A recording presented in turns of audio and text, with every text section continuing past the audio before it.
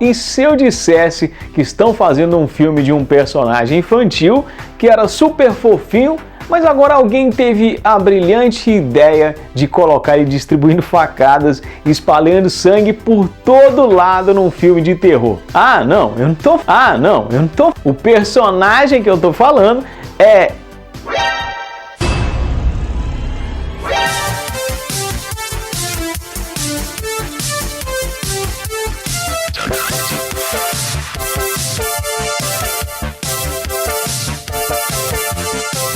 Opa! Sejam bem-vindos, senhoras e senhores. Eu sou Marcelo Robocop. Se você procura entretenimento com um pouco de cultura inútil, seja bem-vindo ao Não Era Tão Fácil. Um dos personagens mais famosos de Walt Disney e do mundo, o Mickey Mouse, nasceu de uma polêmica. Mas para saber sobre o início dessa história, a gente precisa voltar no tempo, quando Walter Elias Disney e Ub Iwerks se conheceram ainda trabalhando como aprendizes em uma agência de publicidade. Tempos depois, a dupla se tornou amigos e por volta de 1920, com pouco mais de 18 anos, os dois já criaram juntos a série Oswald The Lucky Rabbit, que foi desenvolvida para a Universal.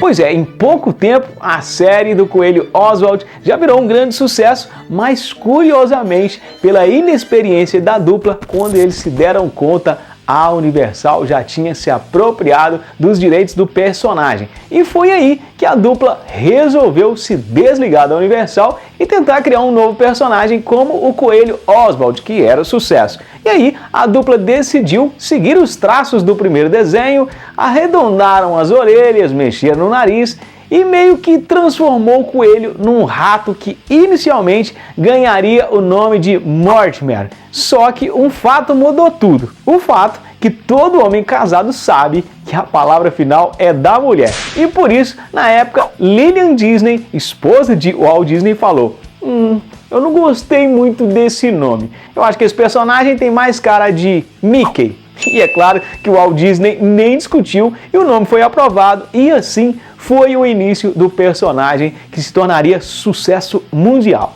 Tá, mas essa nem é a polêmica. A polêmica que cerca a história do Mickey é que, apesar de Walt Disney sempre receber os créditos pela criação do personagem, quem realmente desenhou Mickey Mouse foi o seu sócio Ub, e o Walt Disney foi responsável pela voz e personalidade do personagem. Bem, mas o que não há de se discutir é que o Mickey Mouse atravessa gerações como um dos personagens mais famosos, carismáticos e rentáveis do mundo. Só que, mais uma vez, a Disney corre o risco de perder o domínio sobre o personagem. E se não ocorrer nenhuma mudança na lei americana, a partir de 2024, o Mickey Mouse deve cair em domínio público. Ou seja, qualquer pessoa poderá criar conteúdos baseados no personagem sem problemas autorais com a Disney. A lei de proteção de direitos autorais, o tempo de proteção, varia em cada país, mas na maioria dos casos ocorre normalmente entre 50 e 70 anos após a morte do autor ou a criação.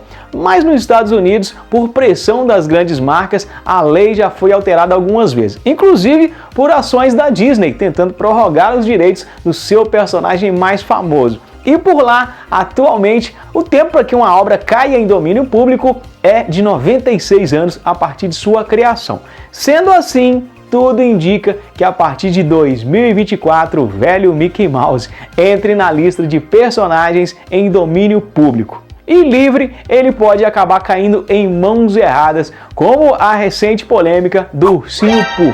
Mas antes de falar sobre a polêmica, uma reflexão.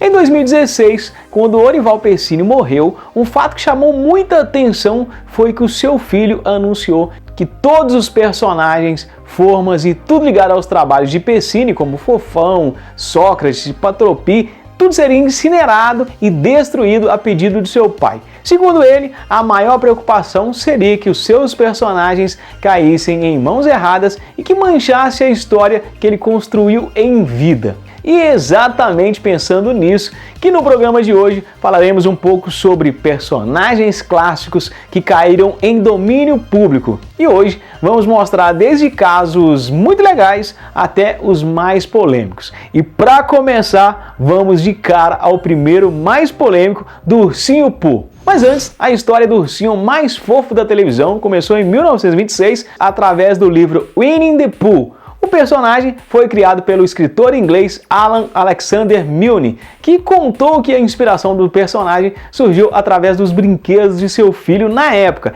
E o mais legal dessa história é que os brinquedos originais da época ainda existem e estão expostos na seção principal da Biblioteca Pública lá em Nova York.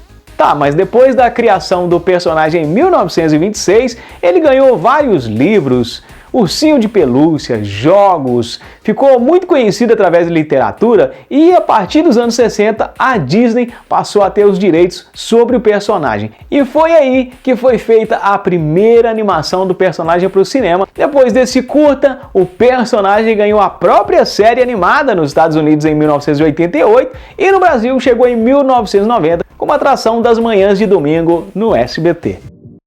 Domingo, 10h30 da manhã. O Ursinho Pooh, o maior sucesso de Walt Disney na atualidade. Ele é bonachão, amável e adora aventuras. Como você, ele tem muitos amiguinhos: Cristóvão, Tigrão, Abel, Leitão, Bisonho, Corujão, Canguru e Dentucinho. O Ursinho Pooh, em exibição simultânea com os Estados Unidos. Domingo, às 10h30 da manhã. E daí pra cá, o personagem não saiu mais da tela. Ganhou dezenas de curta-metragens, vários filmes, virou jogo de videogame, voltou em várias adaptações, inclusive uma das que eu mais curti foi a de 2007, que o personagem chegou numa versão animada, bem moderna e ganhou o título de Meus Amigos Tigrão e Pooh.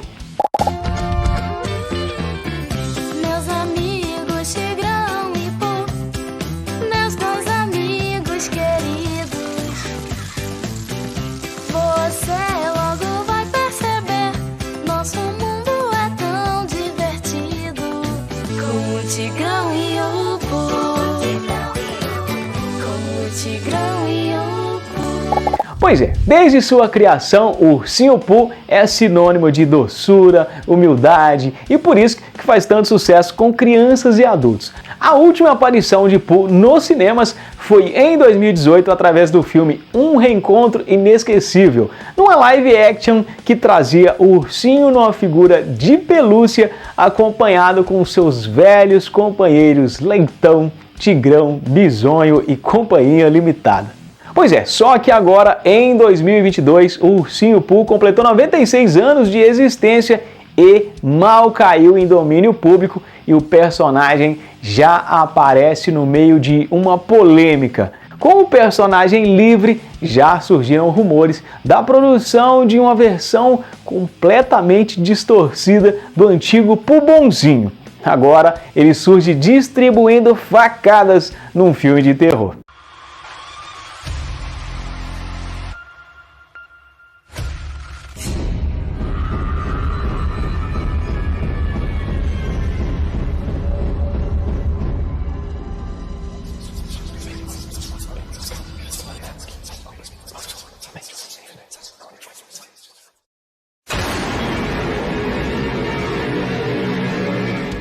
Ainda não se tem muita informação sobre essa produção, mas eu honestamente acho de péssimo gosto e eu confesso que até estou na torcida para que tudo não passe de uma brincadeira sem graça e que realmente seja mentira toda essa história.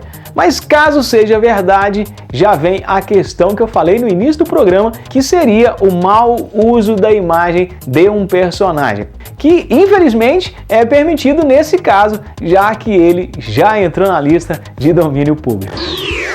A gente começou falando de Mickey e da preocupação da Disney e, por coincidência, a empresa também tinha os direitos de Ursinho Pooh. E agora, com toda essa história do ursinho terrorista, a Disney deve estar muito mais apreensiva com essa notícia do Pooh do Mal. Vocês já devem ter visto vários contos de fadas recontados no cinema, numa versão nada a ver com as histórias infantis que conhecemos lá na infância, né?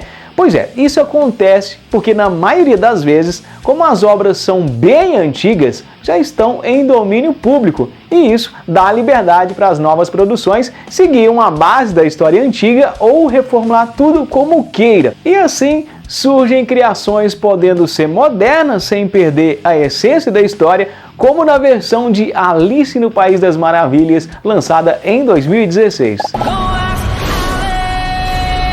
O chapeleiro conta com você. Todos nós.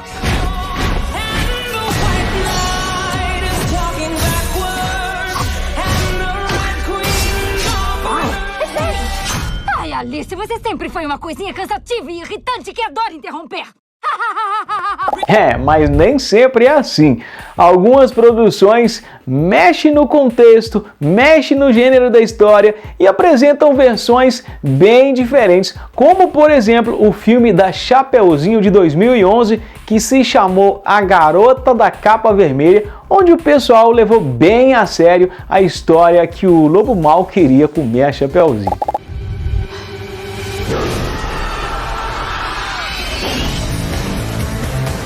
Seen a beast as strong as this. If you love her, you'll let her go. We all have secrets. Where are you going? The grandmother's. It's coming for me. Don't come near me. Do you think I'm the wolf? You shouldn't be here. You afraid?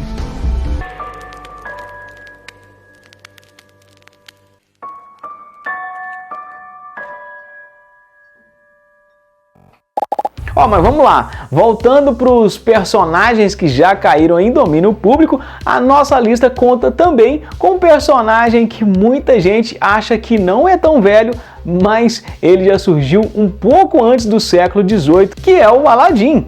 E não se tem notícias exatas, mas provavelmente o personagem já tenha surgido lá nos manuscritos árabes dos Contos das Mil e Uma Noites. E pela idade da obra, há muito tempo ele já é de domínio público. Eu sei que parece estranho falar que o Aladdin já tem séculos de idade, mas sim. Apesar da idade da lenda dos livros, um dos primeiros curtas animados do Aladdin só surgiu nos anos 80 em Aladdin e a Lâmpada Maravilhosa. Aqui no Brasil, uma das primeiras aparições do personagem foi através de um programa americano que passava na TV Cultura.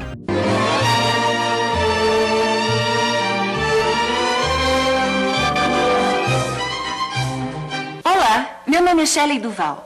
Bem-vindos ao Teatro dos Contos de Fadas. Diz a lenda que a sorte sempre sorri a quem faz por merecer.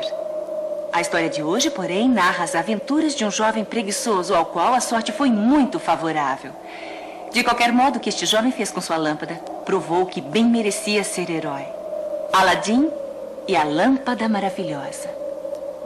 Esse programa era legal demais e ao todos foram criados 27 episódios que contavam histórias de vários clássicos, mas no caso de Aladdin, o personagem ganhou mais popularidade depois do primeiro filme da Disney de 1992. Nos anos 90, depois desse filme, a história de Aladdin ficou super popular e daí ele ganhou vários jogos de videogame para Mega Drive, Super Nintendo. Além dos games, em 1994 também ganhou uma série animada que entrou na TV Colosso, seguiu no Angel Mix, foi para a TV Globinho.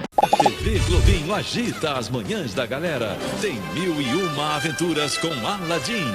São demais. É tão legal! Amanhã, 9h30 da manhã, vai ser animação total na tela da TV Globinho. Então, para surpresa de muita gente, o Aladdin, apesar de ter o maior sucesso através das produções da Disney, já é um personagem de domínio público há muito tempo. Bem, agora só para finalizar, mas em caráter de curiosidade. Com essas mudanças na lei que a Disney prorrogou por mais alguns anos, a situação do Mickey de se tornar um personagem público acabou beneficiando não só a empresa, mas também vários outros personagens escaparam nessa aí. Por exemplo, se o prazo inicial de 56 anos, como era antes da Disney prorrogar na justiça, fosse cumprido, além do Mickey, personagens como Batman, Super-Homem, Homem-Aranha, Capitão América, Pernalonga, X-Men, Tom e Jerry, os Flintstones, os Jetsons, Pica-Pau e mais alguns personagens clássicos também já estariam em domínio público e aí poderiam até se juntar ao Pooh colocando fogo no parquinho. Ah, mas só mais uma informação. Vale lembrar que o Mickey que entra em domínio público é a primeira versão sem luvas e sem camisa. E as versões seguintes ainda vão demorar um pouco mais para ficarem livres. Bem, eu vou ficando por aqui. Se você gostou desse programa, não se esqueça de deixar o seu like, se inscrever e compartilhar com os seus amigos. E também, é claro, assinar o abaixo assinado para que o Pooh Boladão vá para uma clínica de recuperação, faça sessões de psicanálise e volte a ser o ursinho fofo e bonzinho como todos nós conhecemos. Na próxima semana eu volto com mais um programa inédito e cheio de curiosidades e piadas sarcásticas para vocês. Então, até lá!